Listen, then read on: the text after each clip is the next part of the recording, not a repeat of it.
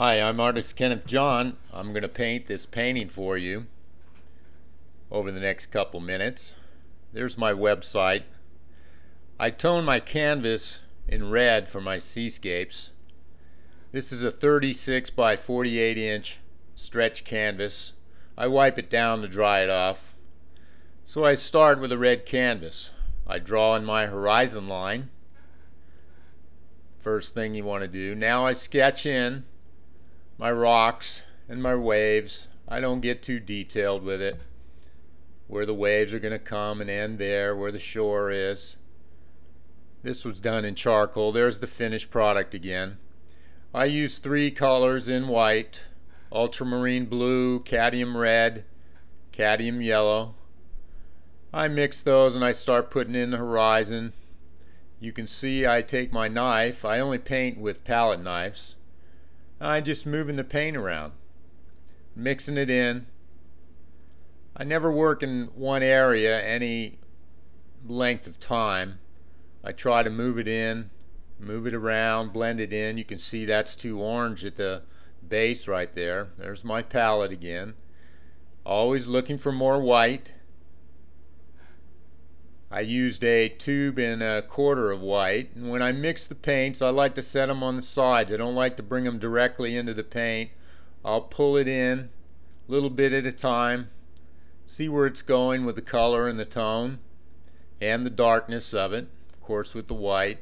Usually when you mix it always seems to get topped off with a little bit of yellow.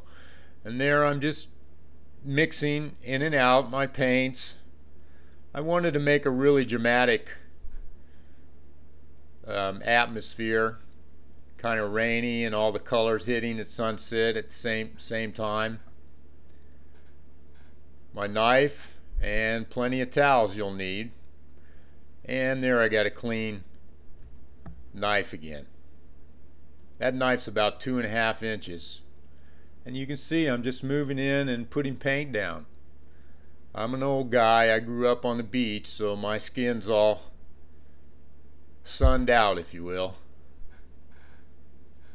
Not too handsome anymore. Alright, I'm moving the paint up and down, bringing some of that orange. I'm picking up orange now, and I'll bring that and put it up towards the top. Kind of blending it all in, not changing values too much, just a little bit to show you clouds. And as I finish this off, there's the sky, and I started to paint the rocks. I go along the water line straight across like there and try to blend that in. There's my rocks again. I got that from ultramarine and red, and then you can make the browns just by adding the yellow. There's how my palette's starting to look. Putting in more of the ground here when the sand and the water come together. And almost finished. And I need to add the wave breaking over the rocks there with the white. So I come in close here to show you my strokes. I signed it. I always just dig in with the end of my knife there, but I was standing in front of the camera. Now I'm just going to pan here to show you the strokes. You see, I don't concentrate on any one area once. I move fast. I don't try to get a whole lot of detail on this stuff.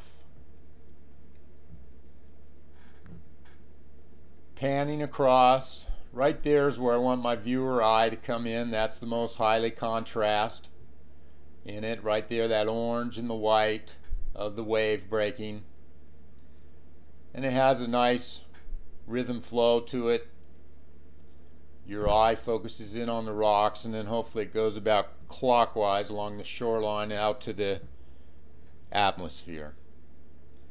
And there it is, pretty much done. My palette, and it's finished.